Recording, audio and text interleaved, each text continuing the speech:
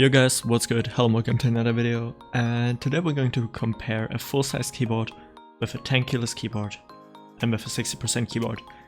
This is the Mafiti gaming keyboard, $22, something like that, Apex Pro 10 keyless and SK61S. And yeah, I've been using all of these keyboards now recently for a longer time, and I'm not only gonna compare them for the gaming aspect but also for like productivity, especially as a YouTuber if you want to edit stuff and shit like that. Gaming wise, obviously if you just go for the switches and the build quality, these are probably better since they're like at a way higher price. I know there's like really premium full-size keyboards as well. I'm not even gonna compare this aspect here since it just wouldn't be fair. This is like a $22 keyboard and those are like both dedicated gaming keyboards with really fast switches, optical switches, and this is like a membrane keyboard. But let's say we're just gonna compare the build factor. So you got here the extra numpad, 10 keyless, 60%. First of all, what I have to say is, I don't really see a point for a full-size keyboard. I never really used these keys here. Here, this extra calculator, I don't know, I've never been using it. Thank you, phone. What I do use though are arrow keys, this whole bar here, and maybe the F keys even, I don't know. For the full-size one, I'm sorry, but I literally don't see the purpose here. Some people, maybe, I don't know, some boomers like to use this as a old school calculator. Thank you, phone, please shut up, thank you. Other than that, no purpose in my opinion. And it just takes some little more space, you know, like, this is a huge difference, especially while gaming. So, the full-size, probably not. It's not bad, it got everything you need. It's too big and I don't see the purpose. 10 keyless, exactly perfect, the middle thing for me, especially while editing, you know, like, let's say if you want to switch something on the timeline in your editing software, with the 60% one, you always have to press like a combination to replace the arrow keys, which is going to be the FN key down here, the FN key, and then these keys here. So you always have to like press both of them, and over the time it just gets annoying. Or let's say delete, if you want to delete a clip, here you just press the delete key, here you have to press FN and M. It's like always like different binds, I don't know, there was somewhere like a small letter with all the binds and everything.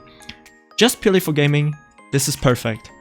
Anything besides gaming, productivity, creating content, using Photoshop whatsoever, everything, not that great, not that great. And for some of you, some boomers who still like to play like Arma 3 and shit like that, or there are like tons of games where you actually need the F row, you always have to consider with a 60% layout, you always have to press the FN key and then the F key on top here. So if you don't want to do this, you need to rebind everything. Not the greatest thing. But as mentioned, this is one of the greatest keyboards I've ever bought. Super good, hot swappable, everything. 60% keyboards just do come nowadays with more features. All kinds of keycaps fit for these, which is absolutely amazing. And yeah, they're just slick and small, you know, like obviously you get the most space. If you're really playing on a really low sense where you need like all of your table, it gives you a little, you know, how many is that, maybe like 5-7 centimeters extra space. Might be beneficial for you, I don't know. Other than that, as mentioned, 60%, literally perfect. You get the small benefit here with the extra space here because this calculator is missing. You get the arrow keys, you get these keys here, which you might use as well for editing.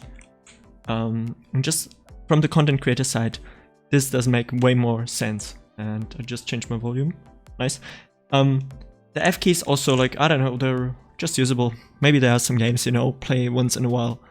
Some RPG games or shit like that, where you can use them, utilize them.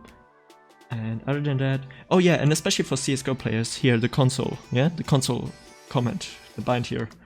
You don't have this one on a 60% keyboard. There's like the escape key. So if you're playing CSGO, go for a TKL one. And other than that, from the build quality, they're both obviously premium keyboards I'm running right now here. Lower end 60% and TKL keyboards probably might have some issues. But besides that, for productivity, go for these. These here, I mean, these two here. For just pure gaming, go for these. If you really need the extra space, I don't know what kind of desk setup you play that you need every single centimeter, go for the 60% one, but keep in mind, if you're trying to do content creation meanwhile, editing a lot, this is gonna be a pain in the ass. And this is basically it for today's video, guys. If you enjoyed it, make sure to leave a like and a sub. I'm trying every day to improve my English, to speak even more fluently, you know what I'm saying. And don't forget to use code BABYSTRIPES in the Fortnite item shop. And until next time, have a great day, have a good night whenever you're watching this. If you're watching this at 3 AM, get some sleep. And yeah, see you again in the next one. Peace.